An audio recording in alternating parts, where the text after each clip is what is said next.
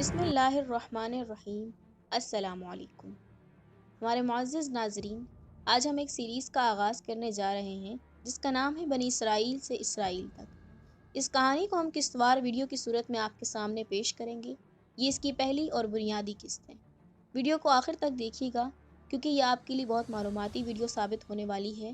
یہ قسط آنے والی تمام اقساط کی بنیادی قسط ہے جس میں ہم اسرائیل اور فلسطین کے مختصر جغرافیے کے بارے میں آپ کو بتائیں گے، جس سے آپ کو آگے آنے والی ویڈیوز کو سمجھنے میں کافی مدد ملے گی۔ اور ساتھ ہی ہمارے چینل کو سبسکرائب کر دیجئے اور اگلی ویڈیو کی نوٹیفیکیشن کے لیے بیل کا آئیکن بھی کلک کر دیجئے۔ چلیے آغاز کرتے ہیں اپنی اس ویڈیو کا۔ فلسطین ایک قدیم خطہ زمین ہے جہاں انسان نے صدیوں پہلے رہنا شروع کیا تھا۔ اس خطے کی تاریخ اور موجودہ دور میں یہودیوں اور مسلمانوں کے درمیان پائے جانے والے مسائل کا ایک مختصر جائزہ پیش خدمت ہے۔ میں نے فلسطین کی تاریخ کو 4 ادوار میں تقسیم کیا ہے، جن میں پہلا قبل مسیح کا دور ہے جب پہلی مرتبہ اس علاقے میں یہودیوں کی ریاست قائم ہوئی، اور دوسرا دور پہلی صدی عیسوی سے 7ویں صدی عیسوی تک کا ہے۔ یہ وہ دور ہے جب فلسطین پر رومی عیسائی حکمران تھے۔ تیسرا دور وہ ہے جب یروشلم کو مسلمانوں نے فتح کیا اور اس پر 13 صدیوں تک حکومت کی۔ یہ دور سلطنت عثمانیہ کے خاتمے تک کا ہے۔ چوتھا دور وہ ہے جب یہ علاقہ انگریزوں کے قبضے میں آیا اور یہودیوں کے یہاں آ کر آباد ہونے سے موجودہ جنگی صورتحال تک۔ یہ بات بھی یاد رہے کہ انگریزوں کے دور سے پہلے تک اس سارے خطے کو فلسطین کے نام سے جانا جاتا تھا۔ 1948 میں پہلی مرتبہ فلسطین کے 2 حصے کر کے ایک کو اسرائیل کا نام دیا گیا۔ اس لیے میں اس خطے کی تاریخ کو بیان کرتے ہوئے 1948 سے پہلے کے واقعات کو بیان کرنے کے لیے فلسطین کا لفظ ہی استعمال کروں گی۔ فلسطین سے پہلے بھی اس خطے کے کئی نام تھے جن کا ذکر اس مختصر سی ویڈیو میں ممکن نہیں ہے۔ اس سے پہلے کہ میں آپ کو تاریخ کی طرف لے کر جاؤں، میں آپ کو اس کے علاقے کے جغرافی کا کچھ احوال بتانا چاہوں گی۔ اس علاقے کے قرب و جوار کا علم آپ کے لیے اس علاقے کی تاریخ سمجھنے میں مفید ثابت ہوگا۔ حدود اربع فلسطین۔ اگر آپ دنیا کے نقشے کو دیکھیں تو آپ کو ایشیا کے مغربی حصے میں ایک بہت بڑا جزیرہ نظر آئے گا جسے جزیرہ عرب بھی کہا جاتا ہے۔ بعض لوگ سعودی عرب کا تعارف کرواتے ہوئے اسے جزیرہ نما عرب کے نام سے بھی متعارف کراتے ہیں۔ اس جزیرے کے مشرق میں خلیج فارس اور مغرب میں بحیرہ قلزم، جسے بحیرہ احمر بھی کہتے ہیں، موجود ہے۔ اس کے جنوب میں بحیرہ عرب جبکہ شمال میں بحیرہ روم واقع ہے۔ اس خطے کو عام طور پر مغربی ایشیا بھی کہا جاتا ہے۔ ایشیا کو جغرافیائی طور پر 5 حصوں میں تقسیم کیا جاتا ہے۔ مشرقی ایشیا جس میں چین سے جاپان تک کے ممالک آتے ہیں، شمالی ایشیا جس میں روس واقع ہے، جنوبی مشرقی ایشیا جس میں بنگلہ دیش، بھارت، پاکستان اور افغانستان ہے، مغربی ایشیا جو ایران سے شروع ہو کر عرب ممالک سمیت اسرائیل تک ہے، پانچواں حصہ وسط ایشیا پر مشتمل ہے جس میں قازقستان اور ازبکستان وغیرہ واقع ہیں۔ انہیں وسطی ایشیائی ریاستیں بھی کہا جاتا ہے۔ آپ اس میپ میں دیکھ سکتے ہیں۔ جزیرہ عرب کے مشرق میں خلیج فارس، خلیج کی دوسری طرف ایران، مغرب میں بحیرہ احمر، اس کے پار مصر اور سوڈان، جبکہ شمال میں عراق، شام، بیروت، اردن، اسرائیل اور فلسطین کے ممالک واقع ہیں۔ یہ ممالک ایک طرف سے براعظم افریقہ، یورپ اور ایشیا کے سنگم پر واقع ہیں۔ اگر آپ فلسطین اور اسرائیل کے علاقوں کو دیکھیں تو آپ کو بھی ایک چھوٹا سا جزیرہ ہی لگے گا۔ فلسطین کے مشرق میں دریائے اردن اور بحیرہ مردار موجود ہے۔ مغرب اور شمال مغرب میں بحیرہ روم واقع ہے۔ جنوب میں خلیج عقبہ واقع ہے جس کے ساتھ شرم الشیخ واقع ہے جو کہ مصر کا ایک بہت مشہور سیاحتی شہر ہے۔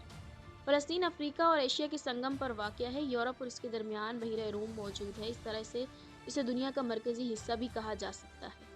فلسطین کی لمبائی 470 کلومیٹر اور زیادہ چوڑائی 130 کلومیٹر ہے۔ شمال اور جنوب میں اس کی چوڑائی بہت کم ہو جاتی ہے۔ اس مختصر تذکرے سے آپ کو یہ اندازہ ہو گیا ہوگا فلسطین ایشیا کے انتہائی مغرب میں واقع ہے اور ایشیا کا ہی حصہ ہے، جبکہ اس کو چاروں طرف عرب ممالک واقع ہیں۔ فلسطین اور اسرائیل کے اہم شہر۔ فلسطین اور اسرائیل کے چند شہروں کا تذکرہ بھی اس خطے کی تاریخ سمجھنے میں مددگار ثابت ہوگا۔ یروشلم جو کہ ایک قدیم اور مقدس شہر ہے۔ یروشلم اس علاقے کا ایک اہم ترین شہر ہے اور اس خطے کے مرکز میں واقع ہے۔ یہی وہ علاقہ ہے جہاں قبلہ اول یعنی مسجد القدس موجود ہے اور یہودیوں کے نزدیک مقدس ترین مقام دیوار گریہ اور عیسائیوں کا ایک اہم اور تاریخی گرجا گھر بھی یہی موجود ہے۔ یہ شہر بحیرہ روم اور بحیرہ مردار کے درمیان جورڈین پہاڑی پر واقع ہے اور اس کا شمار دنیا کے قدیم ترین شہروں میں ہوتا ہے۔ دنیا بھر میں یہ واحد شہر جہاں حضرت ابراہیم علیہ السلام کے ماننے والے تینوں مذاہب یہودیت، عیسائیت اور اسلام کے مقدس مقامات موجود ہیں۔ ماضی میں ان تینوں مذاہب کے ماننے والوں نے اس شہر پر قبضے کے لیے آپس میں کئی جنگیں بھی لڑی ہیں اور یہ سلسلہ ابھی تک جاری ہے۔ اس شہر کی آبادی 8 لاکھ کے قریب ہے اور اس کا کنٹرول مشترکہ طور پر فلسطین اور اسرائیل کے پاس ہے۔ ایک طرح سے یہ ایک انٹرنیشنل شہر بھی مانا جاتا ہے۔ یروشلم میں پائے جانے والی مختلف عمارتوں اور کھنڈرات سے ماہرین یہ اندازہ لگاتے ہیں اس شہر میں 2000 سے 3000 قبل مسیح تک لوگ آباد تھے۔ کئی ہزار سال قبل مسیح میں حضرت داؤد علیہ السلام اور حضرت سلیمان علیہ السلام کے دور میں پہلا ہیکل عبادت کی جگہ تعمیر کیا گیا جسے ہیکل سلیمانی کہتے ہیں۔ اس کی باقیات میں سے ایک دیوار کو دیوار گریہ کہا جاتا ہے۔ یہی وہ مقام ہے جہاں آپ کو یہودی بیٹھے نظر آتے ہیں اور یہ مقام آل یہود کے نزدیک مقدس ترین مقام ہے۔ ہیکل سلیمانی کو کئی بار شہید کیا گیا اور بار بار بنایا بھی گیا۔ اس کی ایک طویل تاریخ ہے جو پڑھنے سے تعلق رکھتی ہے۔ قبل مسیح کے دور میں یروشلم یونانی حکمرانوں کے تخت بھی رہا اور وقت نصر کے لوگ بھی اس پر حکمران رہے۔ پھر ایک وقت آیا جب پہلی صدی عیسوی میں یہ شہر اہل روم کے قبضے میں آ گیا۔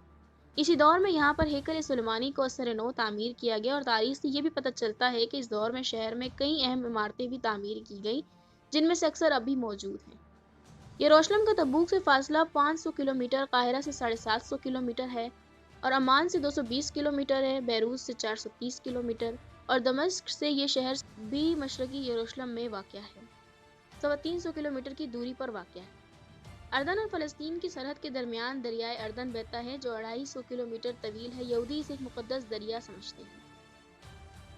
اسی شہر میں مسجد اقصی مسلمانوں کا قبلہ اول جو خانہ کعبہ اور مسجد نبوی کے بعد تیسرا مقدس ترین مقام ہے۔ قرآن مجید کی سورۃ اسرائیل میں اللہ تعالیٰ نے اس مسجد کا ذکر کیا ہے جس کا ترجمہ کچھ یوں ہے: وہ پاک ہے جس نے راتوں رات اپنے بندے کو مسجد حرام سے مسجد اقصی تک کی سیر کرائی جس کے ارد گرد ہم نے برکت رکھی ہے تاکہ ہم اسے اپنی کچھ نشانیاں دکھائیں، بے شک وہ سننے والا اور دیکھنے والا ہے۔ آپ صلی اللہ علیہ وآلہ وسلم سفر معراج کے دوران مسجد حرام سے یہاں پہنچے تھے اور مسجد اقصی میں تمام انبیاء کی نماز کی امامت کرانے کے بعد آسمانوں کے سفر پر روانہ ہوئے تھے۔ احادیث کے مطابق دنیا میں صرف 3 مسجدوں کی جانب سفر کرنا باعث برکت ہے جن میں مسجد حرام، مسجد اقصی اور مسجد نبوی شامل ہے۔ یہی وہ مسلمانوں کا قبلہ اول ہے جس کی طرف نماز کی فرضیت کے بعد 16 ماہ تک مسلمان اپنا رخ اسی طرف کر کے ہی نماز ادا کرتے تھے۔ پھر ایک دن دوران نماز تحویل قبلہ کا حکم آیا اور مسلمانوں کا قبلہ خانہ کعبہ ہو گیا۔ یروشلم کے 2 حصے ہیں، ایک پرانا شہر جو فصیل کے اندر ہے جہاں جانے کے لیے 8 دروازے بنائے گئے تھے اور اکثر مقدس مقامات یہیں پر موجود ہیں۔ اس کی مثال اندرون لاہور کی سی ہے جبکہ دوسرا بیرونی علاقہ ایک جدید شہر کی شکل اختیار کر چکا ہے۔ اندرون شہر کی تنگ گلیاں اس کے طرز تعمیر کی نشاندہی کرتی ہیں۔ تاریخ میں یہ بھی ملتا ہے کہ 11ویں صدی میں جب صلیبی جنگجو اس شہر میں داخل ہوئے تو انہوں نے 60,000 سے زائد مسلمانوں اور یہودیوں کا قتل عام کیا تھا۔ اس علاقے میں ایسے مکانات بھی پائے جاتے ہیں جو عرب کے اسرائیل جنگ سے قبل نصف اسرائیل اور نصف اردن میں تھے۔ یروشلم دنیا کا وہ واحد شہر ہے جو یہودیوں، مسلمانوں اور عیسائیوں کے نزدیک صدیوں سے مقدس رہا ہے۔ اس لیے دنیا بھر سے یہاں پر زائرین کی ایک بڑی تعداد آتی ہے۔ دنیا بھر سے تینوں مذاہب کے ماننے والے سیاح یروشلم آتے ہیں۔ ایک مدت سے اسرائیل کا یہ کہنا ہے کہ یروشلم پر ان کا حق ہے اور یہ شہر اسرائیل کا دارالحکومت ہے۔ حال ہی میں امریکی صدر ٹرمپ نے اس کے مطالبے کی حمایت بھی کی لیکن ابھی تک یہ معاملہ حل نہیں ہوا۔ اس طرح فی الحال یروشلم پر فلسطین اور اسرائیل دونوں کا قبضہ ہے۔ مشرقی حصہ فلسطین کے اور مغربی حصہ اسرائیل کے پاس ہے۔ فلسطین کے لوگوں کو اسرائیل جانے کے لیے اسرائیلی حکومت کی اجازت کی ضرورت ہوتی ہے۔ تل ابیب اسرائیل کا دارالحکومت۔ اسرائیل کا دوسرا بڑا شہر تل ابیب ہے جو کہ اسرائیل کا دارالحکومت ہے۔ اس کی آبادی قریباً 5 لاکھ ہے۔ یہ شہر اسرائیل کی مغربی سرحد پر بحیرہ روم کے ساحل پر واقع ہے۔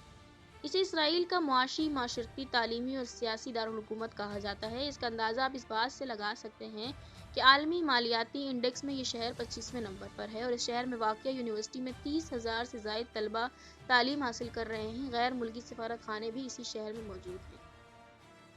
حائفہ، جس کی فتح میں ہندوستانی فوجیوں نے ایک اہم کردار ادا کیا۔ اسرائیل کا تیسرا بڑا شہر حائفہ ہے جس کی آبادی قریباً 3 لاکھ ہے اور یہ تقریباً 3000 سال پرانا شہر ہے۔ یہ اسرائیل کی ایک بندرگاہ ہے جو بحیرہ روم کے ساحل پر واقع ہے۔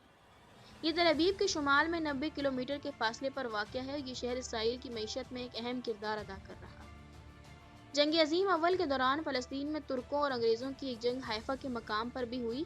اس جنگ میں انگریزوں کی فتح ہوئی۔ اس چھوٹی سی جنگ کی ایک دلچسپ کہانی بھی ہے جس کا تعلق ہندوستان سے ہے۔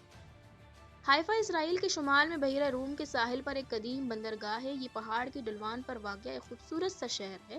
تاریخ سے یہ بھی پتہ چلتا ہے کہ 2000 سال قبل بھی یہ بندرگاہ زیر استعمال تھی۔ ترکوں کے نزدیک بھی ایک اہم شہر تھا اور وہ اس کی حفاظت کے لیے آخری دم تک لڑتے رہے۔ پھر 1918 میں یہ شہر انگریزوں نے اپنے وفادار ہندوستانی فوجیوں کی مدد سے خونریز لڑائی کے بعد قبضے میں لے لیا۔ اس جنگ میں 40 سے زائد ہندوستانی فوجی مارے گئے اور ان کی قبریں بھی اسی شہر میں ہیں۔ اس جنگ کی یاد میں انگریزوں نے دلی کے 3 مورتی چوک میں 3 ہندوستانی فوجیوں کی مجسمے بھی بنا رکھے ہیں۔ نیتن یاہو بھی اس مقام پر آیا اور اس کی فرمائش پر اب اس چوک کا نام حائفہ 3 مورتی چوک ہے۔ یاد رہے یہ اسی دور کا مجسمہ ہے جب ہندوستان میں مسلمان خلافت بچاؤ تحریک چلا رہے تھے۔ ایک طرف ہم خلافت کے حق میں تھے اور دوسری طرف ایک بڑی تعداد میں ہندوستانی لوگ جن میں ہندو، مسلمان اور سکھ سبھی شامل تھے، انگریزوں کی خاطر وطن سے ہزاروں میل دور دیار غیر میں اپنی جانوں کا نذرانہ پیش کر رہے تھے۔ اس شہر پر قبضے کی یاد میں ہر سال 23 ستمبر کو یوم حائفہ منایا جاتا ہے۔ مودی جب اسرائیل گیا تو وہ بھی ان انگریزوں کے وفادار فوجیوں کی یاد میں بنائی گئی یادگار پر گیا تھا۔ فلسطین کے چند اہم شہروں کا تذکرہ بھی آپ کو فلسطین کی تاریخ سمجھنے میں مددگار ثابت ہوگا۔ فلسطین 2 حصوں میں تقسیم ہے، ایک کو ویسٹ بینک کا نام دیا گیا ہے اور دوسرے کو غزہ پٹی کہا جاتا ہے۔ خان یونس جو کہ غزہ کی پٹی کے جنوب میں واقع ہے، اس علاقے میں ایک طویل عرصے سے پناہ گزین کیمپ موجود ہے۔ الخلیل یہودیوں کی نئی بستیاں۔ الخلیل جسے ہیبرون بھی کہا جاتا ہے، جنوب مغرب کے کنارے پر واقع ایک ایسا شہر ہے جس کے ایک حصے پر یہودیوں نے اپنی بستی بنا رکھی ہے اور یہ یروشلم سے 30 کلومیٹر کے فاصلے پر جنوب میں 3000 فٹ کی بلندی پر واقع ہے۔ غزہ کے بعد فلسطینی علاقوں کا یہ دوسرا سب سے بڑا شہر ہے، اس کی آبادی 2.5 لاکھ کے قریب ہے۔ اس شہر کے قرب و جوار میں کئی تاریخی اور مقدس مقامات بھی موجود ہیں جن میں ایک غار بھی شامل ہے۔ یہودیوں کے نزدیک یروشلم کے بعد دوسرا مقدس شہر ہے اور اس شہر کا کنٹرول بھی فلسطین اور اسرائیل دونوں کے پاس ہے۔ اس لحاظ سے یہ شہر انتظامی معاملات میں بھی 2 حصوں میں تقسیم ہے۔ نابلس، فلسطین کا ایک تجارتی شہر۔ نابلس شمالی مغربی عراق کنارے کا ایک شہر ہے جو یروشلم کے شمال میں تقریباً 50 کلومیٹر کے فاصلے پر واقع ہے۔ اس کی مجموعی آبادی 1.25 لاکھ سے زائد ہے اور یہ فلسطین کا تجارتی اور ثقافتی مرکز بھی ہے۔ یہاں پر کئی اہم تعلیمی مراکز موجود ہیں۔ اس شہر کی آبادکاری کی تاریخ رومیوں کے دور تک جاتی ہے۔ غزہ کی پٹی خود مختار فلسطینی علاقہ۔ یہ بحیرہ روم کے مشرقی ساحل پر ایک علاقہ ہے جس کے جنوب مغرب میں مصر واقع ہے اور اس کے ساتھ اس کی سرحد کی لمبائی 11 کلومیٹر ہے۔ مصر سے متصل علاقے میں فلسطین کا شہر رافع واقع ہے جبکہ اس کی مشرقی اور شمالی سرحد اسرائیل سے لگتی ہے جو کہ 51 کلومیٹر طویل ہے۔ یاد رہے جو 2 علاقے فلسطین کے کنٹرول میں ہیں یعنی ویسٹ بینک مغربی کنارہ اور غزہ کی پٹی، ان دونوں کے درمیان کوئی زمینی رابطہ نہیں ہے۔ غزہ کی پٹی پر حماس کا کنٹرول ہے اور غزہ کی پٹی کی لمبائی 41 کلومیٹر جبکہ چوڑائی 6 سے 12 کلومیٹر ہے۔ اس کا کل رقبہ 365 کلومیٹر ہے۔ اس جگہ پر 20 لاکھ کے قریب فلسطینی آباد ہیں۔ یہ دنیا کا تیسرا گنجان آباد والا علاقہ ہے۔ ایک طرح سے یہ تمام علاقہ اسرائیل کے محاصرے میں ہے۔ مصر کی طرف سے سرحد بند ہے اور اسرائیل بھی انہیں یہاں سے باہر جانے کی اجازت نہیں دیتا۔ یوں ایک طرح سے یہ علاقہ ایک بڑی جیل کا منظر پیش کرتا ہے جس میں 20 لاکھ فلسطینی آباد ہیں۔ مصری سرحدوں کی بندش اور اسرائیلی سمندری اور ہوائی ناکہ بندی کی وجہ سے کوئی بھی اس علاقے میں آنے جانے کے لیے آزاد نہیں ہے اور نہ ہی یہاں کے لوگ آزادانہ طور پر سامان درآمد یا برآمد کر سکتے ہیں۔ ایک مرتبہ ترک شہریوں کی طرف سے امداد سامان لے کر یہاں پر ایک بحری جہاز بھی آیا جس پر اسرائیل نے حملہ کر دیا تھا۔ اسے فوٹیلا کے نام سے یاد کیا جاتا ہے۔ یہ سن 2010 کا واقعہ ہے اور اس حملے کے نتیجے میں 9 کارکنان بھی ہلاک ہوئے۔ تاریخ سے یہ بھی پتہ چلتا ہے کہ عثمانی سلطنت کے دور میں غزہ اس کا ایک اہم حصہ تھا۔ سلطنت عثمانیہ کے خاتمے کے بعد یہ علاقہ انگریزوں کے قبضے میں چلا گیا اور عربوں اور اسرائیل کی پہلی جنگ جو 1948 میں ہوئی تھی کے نتیجے میں 1967 تک مصر اس علاقے پر قابض رہا۔ 1967 تک غزہ کی پٹی ایک مصری فوجی گورنر کے زیر انتظام تھی۔ بعد ازاں اس پر اسرائیل نے قبضہ کر لیا۔ پھر ایک وقت آیا کہ جب 1993 میں اوسلو معاہدے کے تحت علاقے کو محدود خود مختاری دے دی گئی۔ اس وقت صورتحال یہ ہے کہ غزہ پر اسرائیل کا براہ راست بیرونی کنٹرول اور غزہ کے اندرونی زندگی پر بالواسطہ کنٹرول برقرار ہے۔ اسرائیل کو غزہ کی فضائی، سمندری اور 7 زمینی گزرگاہوں کا مکمل کنٹرول حاصل ہے اور اسرائیل کی فوج دفاع کے نام پر کسی وقت بھی غزہ میں داخل ہو سکتی ہے۔ غزہ کے لوگ اپنی بنیادی ضروریات جیسے پانی، بجلی، ٹیلی مواصلات اور دیگر سہولیات پوری کرنے کے لیے اسرائیل کے مرہون منت ہیں۔